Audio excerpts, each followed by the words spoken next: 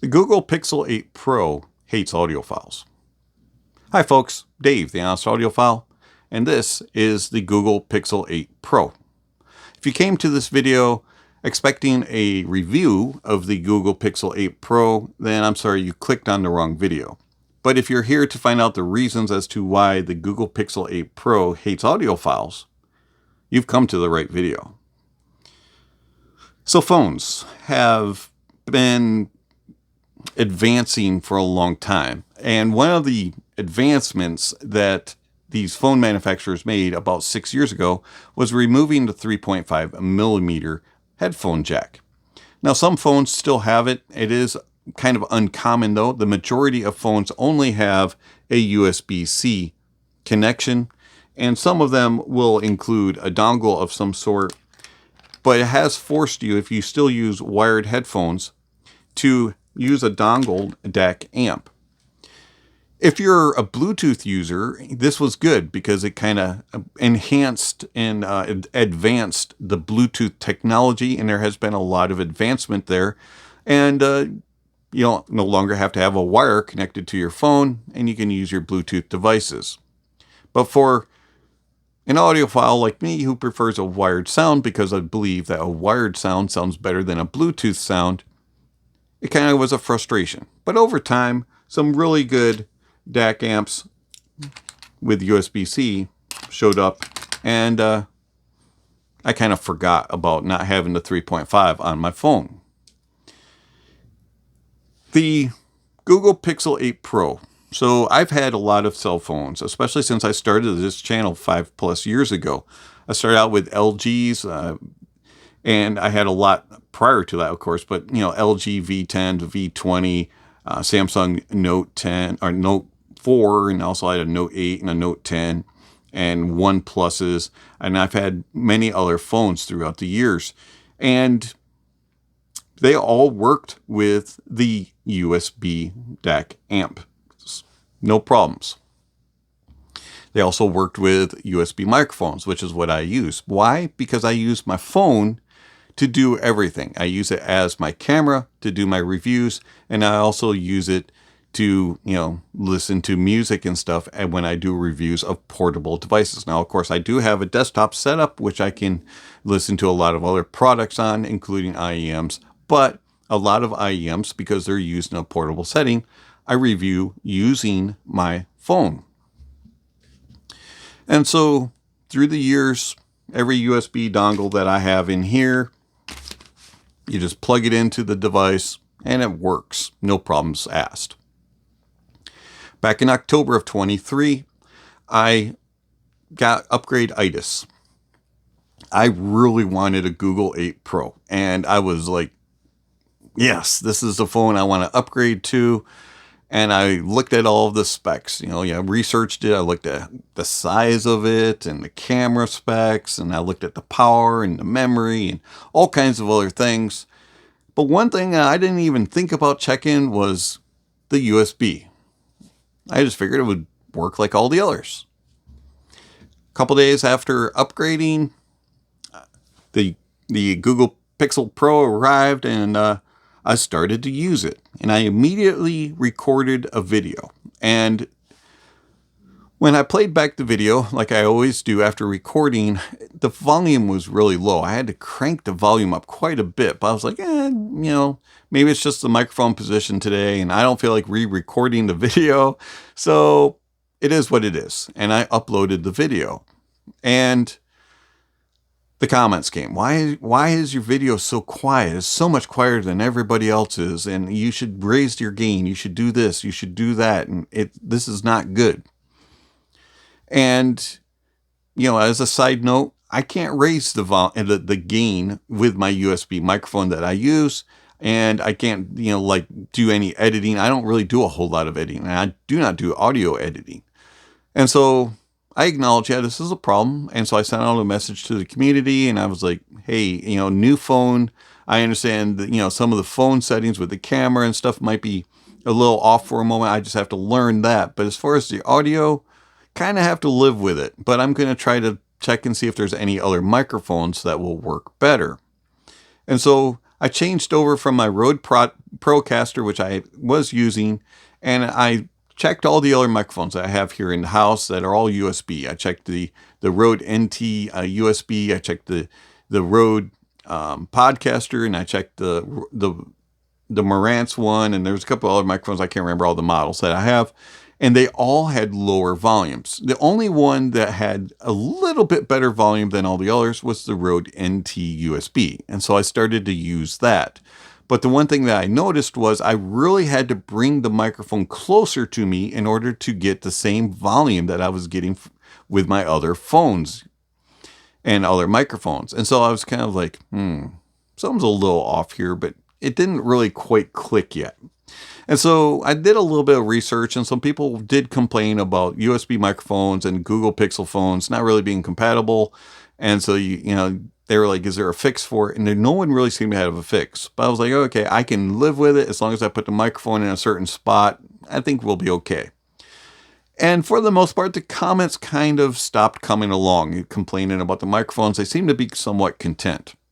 Well, then I started to get some DAC and amps in for review. I received the AU Yuki and the FIO KA17, the Shanling UA4, the SimGot DEW4X, and a couple others. And then I started to test with a couple of my DAC amps that I have for USB-C, and I was kind of surprised at some stuff. I also had the FIO Q15, and I was like listening to them, and you would take a dongle and you would just do your usual. You just plug it in and find your music, whether it be Qobuz, Tidal, Amazon HD, or any of them, and you select your music, put your IEMs in, start playing, and I didn't hear music. All I heard was static at max volume. And you immediately pull your IEMs out and you disconnect and you try some other settings, and and you try exclusive mode, and you try this and you try that, and nothing worked. It was always static, and it was ear piercing. I was afraid that I was going to destroy my eardrums and destroy the gear. And so I was like, something is strange, because these devices used to work, and I checked all of these, and only a few of them would work with the Google Pixel 8 Pro. I was like, really strange. Low-powered, single-ended stuff like the periodic audio Rhodium and several others like that would work. No problems. You just plug it in and start working. But all their ones, no, you just get static, or you get some other weirdness. It just would not connect. Every now and then you might be able to disconnect it several times and plug it in and trick it by going to like one of the other services, play music there, and then go to your preferred one and play, and might trip it into a setting. And so I went back to researching, and I checked all the forums and the websites, and I asked people, and they were like, yeah, it does that. The Pixel 8 Pro does not work with dongles very well. It doesn't work with external microphones very well. It has no problem with data transfer or charging, but for some reason, when it comes to using those devices, dongles and external microphones, it doesn't power it properly. And there was no resolutions. People had no ideas. They would give some recommendations like, hey, change your settings and developer options and all this kind of stuff. And none of it worked. And so I was like, well, it kind of works. I can maybe do reviews of dongles just using my laptop. Not my preference, because who's walking around with a laptop on portable use while they're taking a walk through the park? But I can maybe have a workaround. And the microphone seems to be working with the Rode NT USB. Well, 2 weeks ago, the Rode NT USB decided that it had worked its last shift, and it just died. Now, the Rode NT USB is a great microphone, but it does have one flaw, and that is it's a micro USB in. And micro USB inputs aren't the most durable, especially when you're using them pretty much on a daily basis, and you're taking the cable in and out, and you're moving things around, and and it's jostling, and it's being worked hard, and it just shorted out, and it just broke. And so that microphone no longer worked. And so I was kind of stuck. I was like, I can't use any of the other microphones that I have because they don't work with this phone. I've already tested them and people would complain. So I decided to get a new microphone, and I brought the microphone in. It's a Rode Podmic, and I recorded the last video that was uploaded on the channel with it. And again, the volume was kind of low. It wasn't terrible sounding, but again, I knew that people would probably say, hey, what's up with your microphone?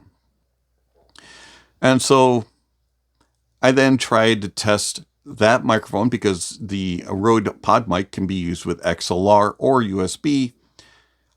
I used it with the Persona Studio 24C and also the Moto M2.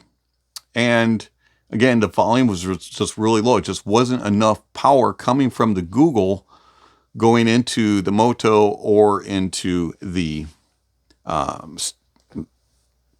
Studio 24C. And so I was like, okay, I could maybe use a gain booster. And so I got a Triton Audio Fathead, and I tried that, and that helped a little bit, but at the same time, it wasn't enough to really be satisfying. And I knew that it just wasn't where I wanted a microphone to be. And so I finally got frustrated with it, not being able to use the dongles and review them, not being able to use the FIO Q15, not being able to use the majority of dongles that I already have in my possession, microphone issues, and I said, I'm upgrading my phone. And so I upgraded to a Samsung S24 Ultra. And the phone arrived. I immediately plugged it in, set it all up, and plugged in USB devices that I knew that did not work with the Google Pixel 8. And guess what, folks?